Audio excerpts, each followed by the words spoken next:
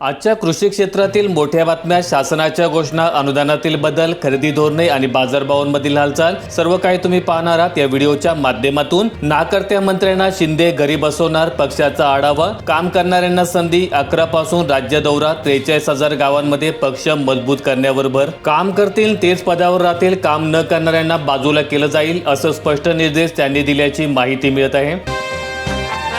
भाजपची खोडी, पवारांकडून कुरखोडी, राहुरीमध्ये तनपुरेने माघार घेताच मोकाटे यांना दिली उमेदवारी। भाजपने आपली चाल खेळत तनपुरे यांनी निवडणुकीच्या शर्यतीतून माघार घेतली। मात्र ज्येष्ठ राजकारणी शरद पवार यांनी भाजपची ही चाल हाणून पाडली। त्यांनी आपल्या पक्षातून गोविंदराव मोकाटे यांना उमेदवारी दिली।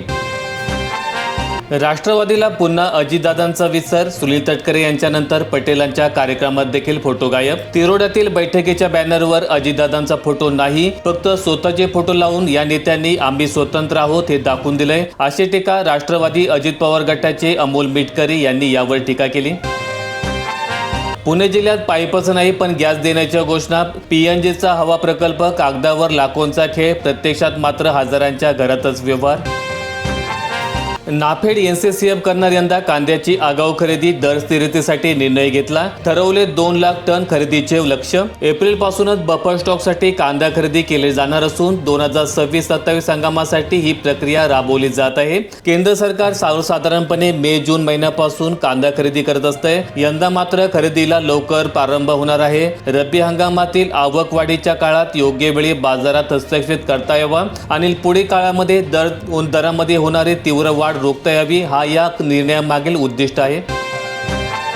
एसटी स्वच्छतेसाठी प्रवाशांवर अधिभार, 15 एप्रिल पासून प्रत्येक तिकिटीमागे 2 रुपयांची वसुली। एसटीतून दररोज सुमारे 55 लाख प्रवासी प्रवास करत असतात। प्रत्येक प्रवाशामागे 2 रुपये आकारल्यास दररोज मोठ्या प्रमाणामध्ये महसूल जमा होईल आणि या निधीतून राज्यभरातील 251 आगार आणि 598 बस स्थानके स्वच्छ ठेवण्याचा दावा महामंडळाने केलाय। सुनेत्रा पवारांची काँग्रेसकडून कोंडी, गुन्हा दाखल झाल्यास निवडणुकीतील माघार, अजितदादा विमान अपघात प्रकरण। माजी उपमुख्यमंत्री अजित पवार यांच्या विमान अपघातातील मृत्यूबाबत संशय व्यक्त होत असताना काँग्रेसचे उमेदवार आकाश मोरे यांनी थेट आव्हान उभं केलंय आणि या प्रकरणी सखोल चौकशी करून महाराष्ट्रात गुन्हा दाखल झाल्यास आपण निवडणुकीतून माघार घेणार असं त्यांनी सांगितलंय, स्पष्ट केलंय आणि या भूमिकेमुळे उपमुख्यमंत्री सुनेत्रा पवार यांची राजकीय कोंडी झाल्याचं चित्र दिसत आहे। यवतमाळ जिल्ह्यात नाफेडच्या 6 हरभरा खरेदी केंद्रांना मंजुरी, 15 एप्रिल पर्यंत मुदत। शेतकऱ्यांनी ऑनलाईन नोंदणीसाठी कागदपत्रे सादर करावीत। पुढील 8 दिवसात ही नोंदणी करणाऱ्या शेतकऱ्यांनाच या केंद्रावर हरभऱ्याची विक्री करता येणार आहे। चणा खरेदीसाठी नाफेड मार्फत जिल्ह्यातील महागाव, पांढरकवडा, दिग्रस, पाटण, पुसद आणि आर्णी या 6 ठिकाणी खरेदी केंद्र सुरू करण्यात आलेली आहेत।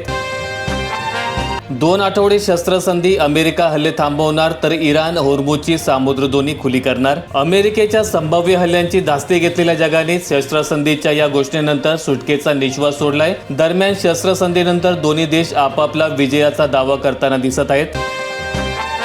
कापसाचे कोठारे रिकामे झाल्यानंतर बाजार तेजाळलाय, भाव 8,300 रुपयांवर। मार्च पर्यंत 95% माल विकल्याने शेतकऱ्यांच्या नशिबी पश्चाताप। येत्या काळामध्ये कापसाचे दर अधिक वाढण्याचा अंदाज कापूस क्षेत्रातील जाणकारांनी व्यक्त केलाय।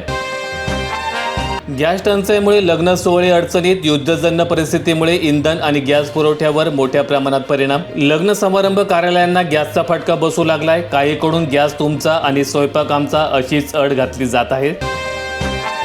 उन्हाळ्याची तीव्रता वाढली, सांगोला तालुक्यातील 5 गावांमध्ये पाणी टंचाई, शिरगावी प्रादेशिक पुरवठा योजनेद्वारे 2 गावांनाच पाणी पुरवठा, 11 गावे मात्र प्रतीक्षेत।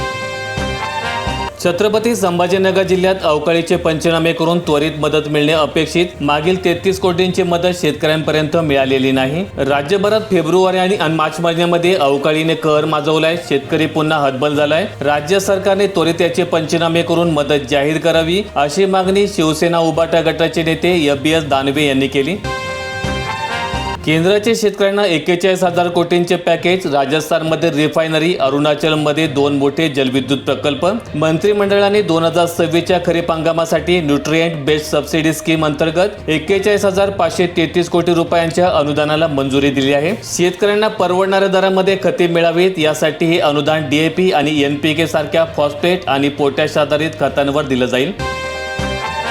छत्रपती संभाजीनगर जिल्ह्यात ऐन उन्हाळ्यामध्ये 8 ते 10 दिवसानंतर शहरवासियांना होतोय पाणी पुरवठा. नागरिक त्रस्त, पाण्याच्या गॅस काही कमी होईनात. मशागतीसाठी मजुरांची वानवा, ट्रॅक्टरचे दरही मागले. यांत्रिकीकरणाला महत्त्व आलंय. शेतकऱ्यांची धावपळ. 1200 रुपयांप्रमाणे रोटावेटरचे दर एकरी आहेत.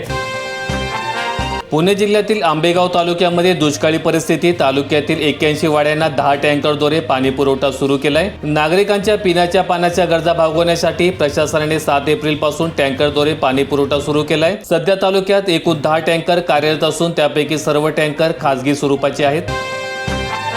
छत्रपती संभाजीनगर जिल्ह्यात देवगाव ग्रामीण रुग्णालयाचा वनवास. 15 कोटी मिळून देखील रुग्णसेवा पत्र्याच्या शेडमध्ये. 3.5 वर्षानंतर देखील इमारतीचे बांधकाम अपूर्णच. 8 महिन्यांपासून ठेकेदाराकडून काम पूर्णपणे बंद. शेडच्या उकाड्यात रुग्णांचे हाल तर आधुनिक एक्स-रे मशीन धूळ खात. वाढीव निधीसाठी सार्वजनिक बांधकाम विभागाचा शासनाला प्रस्ताव.